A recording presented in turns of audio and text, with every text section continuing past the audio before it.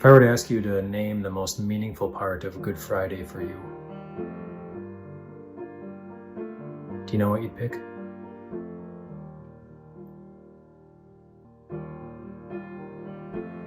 Maybe you'd start even before Jesus got to the cross.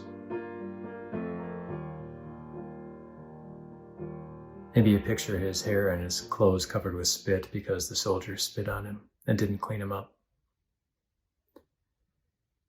Maybe you picture the crown of thorns on his head and the blood coming down.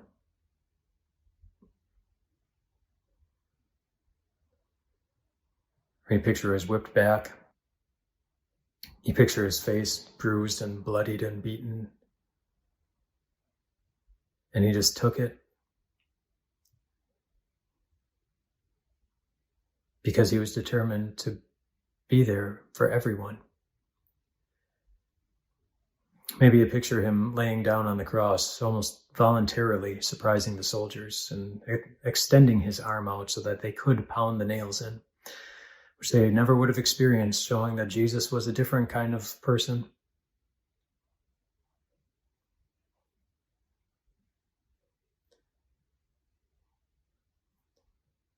Maybe you remember some of his words, like the words he spoke to the disciple John when he saw John standing next to Jesus' mother, and he didn't forget to care for his mother, even in a time of his own need.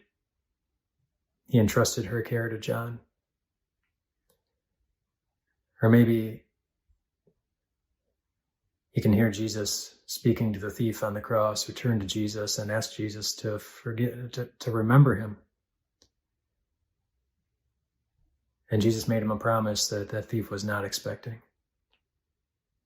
Today you will be with me in paradise.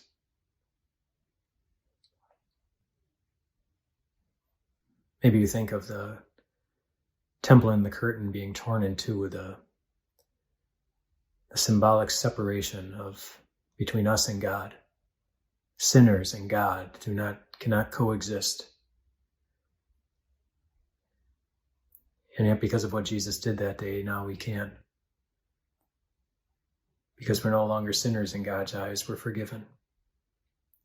There's nothing that separates us from him. Maybe you picture Jesus crying from the cross, "It is finished. It's done. The sacrifice is made." Maybe you picture him looking out from the cross at the crowd that put him there and saying yet another thing nobody would have been expecting. Asking his Father to forgive them because they just didn't know what they were doing.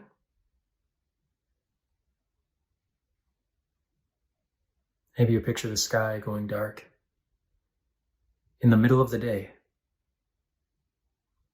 the sun just shutting itself off, and Jesus hanging there in the middle of it, recognizing better than anyone the significance of that moment.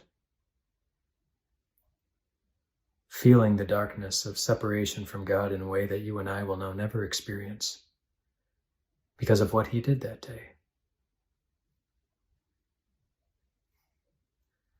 There's so many other things you could choose as well, but you put all of them together, you put some of them together, you pick any one of them, and they all say the same thing.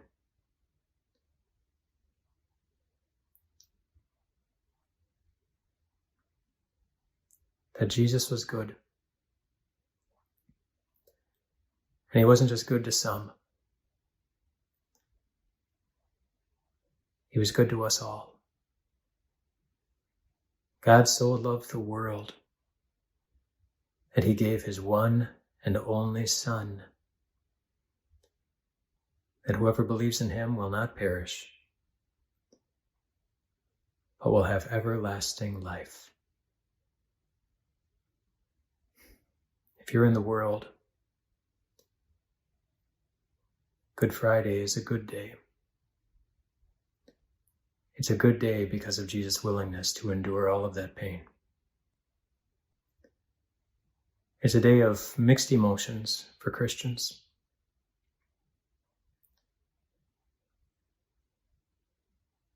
But however hard it is to look at the pain that Jesus endured and to imagine him enduring it,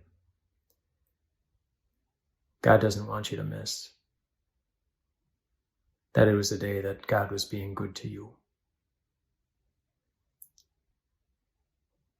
Psalm 34 is kind of a well-known line where David writes, "Taste and see that the Lord is good." And I think you can apply that to Good Friday, that the more you absorb about it, the more you devour it, the more you taste it, the more you savor it, all of the details of it. If you haven't, I'd encourage you to read through the details in the books of Matthew and Mark and Luke and John. They all record different aspects of it, but they all highlight the same thing.